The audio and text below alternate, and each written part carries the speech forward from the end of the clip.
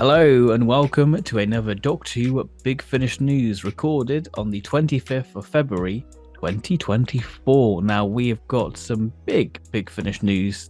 Probably one of the biggest bits of news is a series dropping called Dark Gallifrey, which we've known rumblings for a couple of months now. It's finally been confirmed what it is, where we get some renegade Time Lords.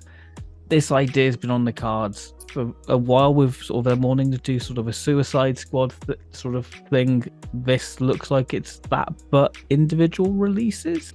I don't know really. Because you say we finally know what this is, but it still feels very much like we're in the dark with it. Yes, Finally yes. enough. Like we know a structure for it. We It's know gonna some of carry the on. Time Lords that are in it. Yeah, I mean 6 out of 8 of them. It looks like because we got Morbius and the War Master confirmed for this year. They've included Missy and Eric Roberts' Master in the news article as ones that'll be coming up at some point. And then in the trailer, they've also teased Rufus Hound's Monk and Gemma Whelan's The Nun. So it's at least 6 out of a potential 8 there. Yeah, I don't know how excited I am for this. I mean, you say it's the big bit of news, and it's certainly the most expensive. I think there's a bit of news for me on this, which we'll cover at the end, which is the one I'm most excited about. Yeah, we haven't done one of these in a couple of weeks, so we've got a fair few big bits to catch up on here. But yeah, as for Dark Gallifrey, I want to be excited. Yeah. But I can't say anything at the moment is jumping out to me. Like I feel like I've heard it already with the War Master stuff, Eric Roberts. I think, yeah, there's nothing way like that seems a bit different. I mean, Morbius is certainly a unique start, to be fair, and so different. But I don't know how well that will sustain free releases. And again, it's like, how does this all differentiate itself from these characters' individual series? Like, this could have worked as a chance to showcase those characters that wouldn't get their own box sets ordinarily. Like, as we say, with Morbius, the Monk, and the Nun. But when you come in at the Master, surely this would have been the chance to let Alex McQueen Masters shine and Jeffrey Beavers give him some stuff to do. I mean, you could say there's still room for that. I don't know if I'd want more than half of Dark Gallifrey to be the Master. Yes. I mean, you've got the 11. That's probably, I feel like, a given. Yeah, maybe multiple incarnations of the 11. Yeah, I think that could work. That could Omega, Rassilon. The one what probably everyone's sort of theorizing, Varani. Have we finally got that? Issues. Yeah, we got the rights back for that. With Siobhan Redmond back. That'd be quite cool. I mean, that's one of the reasons I wouldn't be too upset with Missy in here, because if you can't get the Rani, then it's nice to balance it out with another female Time Lord at least, rather than having it all be a boys' own club. Yes. But yeah, at the same time, it's a character we're already getting in 3-part box sets anyway. I mean, let's talk about that quickly, because these all very much feel like it's 8 box sets, but spread out across individual releases. They're being referred to as parts at the moment. You've got Morbius Part 1, 2, and 3, the War Master Part 1, 2, and 3. And so you sort of wonder, can we just go pick up a random one on its own? Or do you sort of need to get all of these to follow it?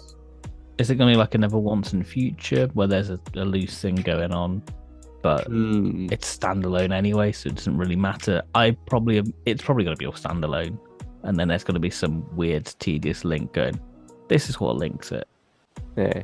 I mean, they'd be getting better with Sontarans versus Brutans. Yes, that is very true. We're halfway through that, and that feels like that's shaping up quite well. But that's 4 releases. This is a 24. Yeah. It's a big commitment if you want to pre-order them all.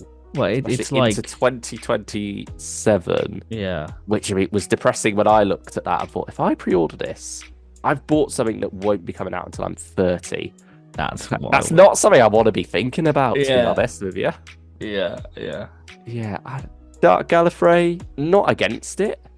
I'm on the fence. I need to know more. And I'm sure we'll be getting cover art and stuff any day now. But for what we have at the moment, I'm not feeling the hype.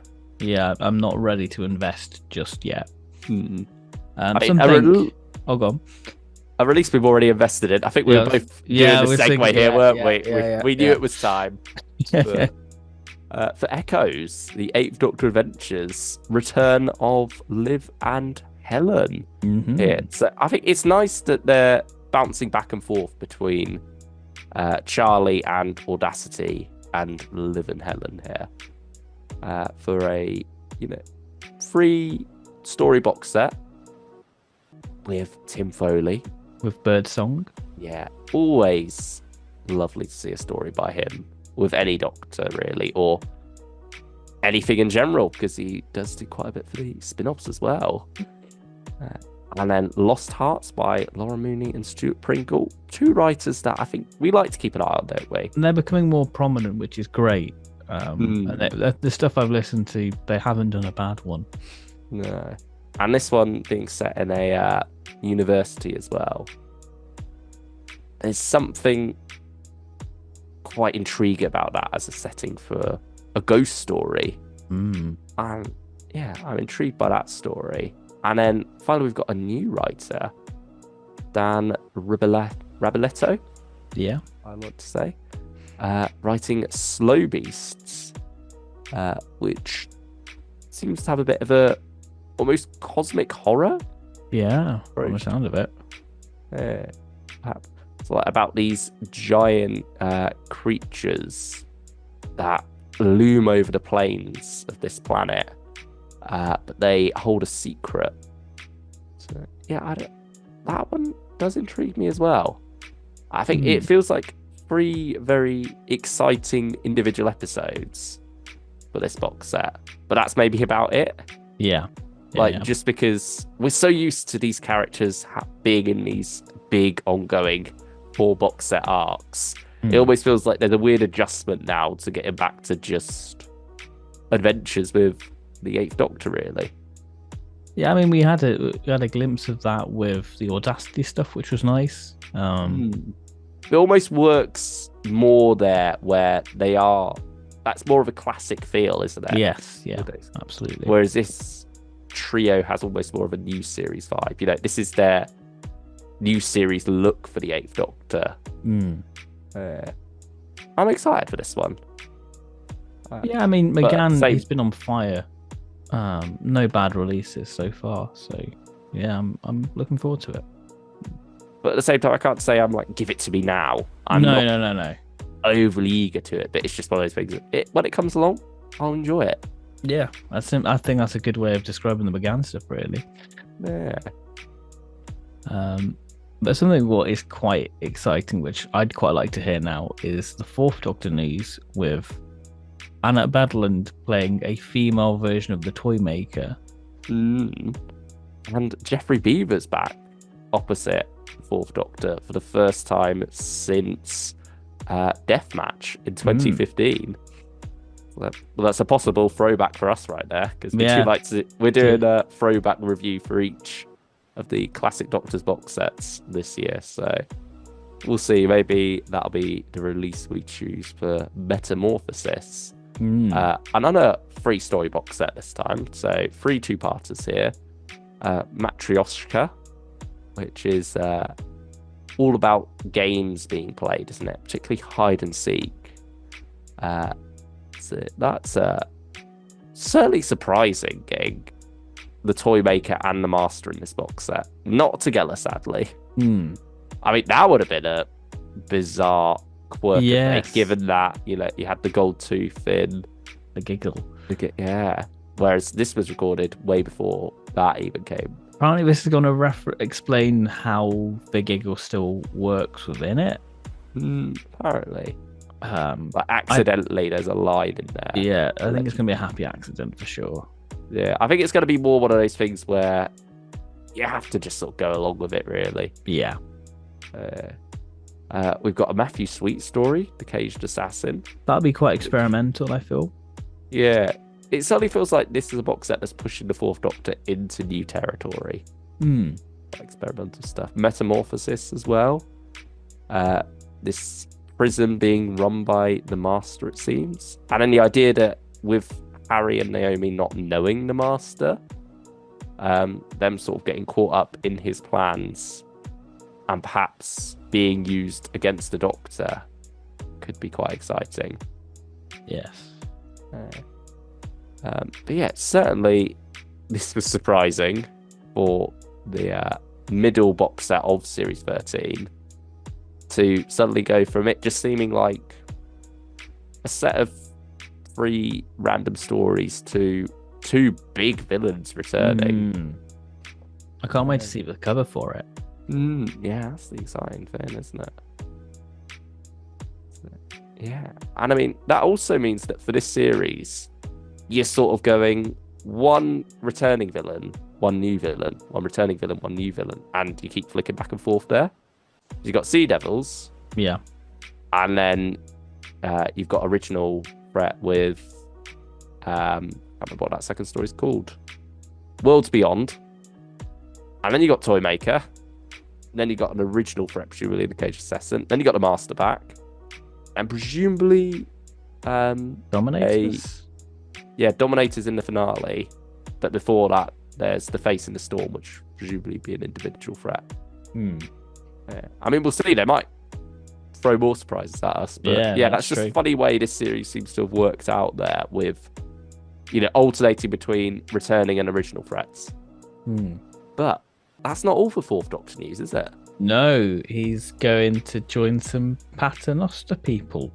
Yeah, Jenny, Vastra and Strax will be joined by Tom Baker as the Fourth Doctor for the first story in the new Trespassers box set. This is the Casebook of Paternoster Row, 1,000 light years, which seems to be doing a bit of a love story. I don't know quite how the Fourth Doctor is meant to fit into this one, because the synopsis doesn't give much away there. In fact, I was surprised when I read more into the article and saw they said about Tom Baker being in the first story of this box. I was like, wait, that's the one where he fits in? Yeah, I mean, we had McGann being somebody's husband in the first box set of this series, so maybe there's something going on with Doctor and love interest within this. I mean, we've got a story called Paternoster by Gary Russell, which it's good to see him back. That's wild. And then Laura Mooney and Stuart Pringle again for the final story, The Gentleman Thieves. But yeah, I mean, Tom Baker, as soon as this was announced, you sent a picture of the cover to me going, well, I guess I've got to pick up Paternoster Gang now. Yeah, I'm sort of weak for anything Tom Baker, Big Finish related, so I feel obliged to get it. I got Unit Nemesis because I saw Tom Baker on the cover. I picked it up. So I probably will invest in the Paternoster Casebook. There you go. I mean, I've picked up the first box set of the series, but still not listened to it yet. Trespass. I mean, I have listened to all of Heritage. But yeah, it's something that I will get around to. It's not that I don't want to listen to it. It's just, so much comes out. Yes. So little time. Something I would love to listen to right now, and that is Goth Opera, the return of the novel adaptations, adapted by Elizabeth Miles, coming out in July. Another Gary Russell one as well. No, it was Paul Cornell. Oh, Paul Cornell. Paul Cornell. Oh, of course. Wrote this. Yes. So, if you want more novel adaptations, pick it up. Buy the things you love. Show support, and hopefully we get more of them. Yeah, fingers crossed. I can't wait to see the cover art for this one as well. Yeah, I think the response for this has been very positive. And I hope people show up for it, really. Because it's a really good story, because it's one of the few Virgin misadventures I've read. So I'm excited to experience it. I'm excited to have more Fifth Doctor because he's someone who gets his 2 box sets a year, but doesn't seem to break out of that much recently. So it's nice to see him popping up elsewhere again. I mean, he's getting the big novel adaptations as well, because Cold Fusion was, a 3-disc one, and now Goth Opera is a 3-disc one as well. So this time a 3-parter rather than the 6-parter. Which is interesting because Goth Opera, I think, is only 280 pages. So it's not that big of a book. But I guess the amount of content it's got in there, I suppose it's got a lot to do. And it'd be interesting to see how faithful they are, because there are hemivores in it with the ancient one, because it's all about vampires and links of that. You've got Rassilon, Romana, so it'd be interesting to see how far they go with this. I mean, we have certainly got Rassilon in there, Richard Armitage, who started playing the role for the Gallifrey series. So presumably he's not quite the same incarnation. I mean, apparently he's just doing the opening prologue. So I guess that's set during the time. I guess that's sort of linking to like the Vampire War. Ambiguous. But it's going to be a good story for Sarah Sutton, because spoiler, she gets bitten by a vampire baby. I mean, it's in the synopsis. It's on the cover. Yeah, that's true as well. And it becomes sort of a race to get Nyssa back. I think that's always a very effective storytelling technique, is it? Especially when you've got a TARDIS crew that is as tight knit as this trio, particularly with Tegan and Nyssa. I think that does put the pressure on quite a bit and makes for sometimes quite an intense listen when you have that race against time. And I think as well, because it's quite a dark story, and having the 5th Doctor, who is quite a light and fluffy Doctor. And I think, when you have a Doctor like that and you push that character to the breaking point, it becomes a very interesting story of how far he will go to get his friend back. I mean, that is part of the reason why Caves of Androzani is so well loved, isn't it? Yes. For taking this quite innocent appearing character and really pushing them to a dark place. I think Elizabeth Miles does character work brilliantly. I think she got Grey Man of the Mountain with 7th Doctor, Ace, and the Brigadier. That was a delight. But I'll be interested to see how dark they go with it. I mean, Scott Hancock's script editing it, and he of course has done some dark stuff with the War Master. So, you think this would be one where they maybe push it a bit further than they usually would. But I mean, that also tells me that this has been in the works for quite a while, because he of course went off to work for Bad Wolf on the new series of Doctor Who. So it looks like, despite it not being recorded until September, October last year, it must have been in the scripting phase quite a while before that. There we have it. That is some big bits of Big Finish news that we've missed out on the past few weeks. All caught up on. But now you've been okay with waiting for us to get around to them, if you've been waiting to hear our thoughts. Yes. That is all we have to say, really. And I'm sure more Big Finish news will be coming. And this will be outdated straight away. Straight away, probably. We'll see. I mean, that's why we say when we record these at the start of the video. Yeah, just like, hang on, you forgot this. No, at the time we didn't know. We did not know. No. But thank you all for watching. We'll see you next time when we catch up some more news that will be outdated instantly anyway. There we go. Thank you, everyone. Bye-bye.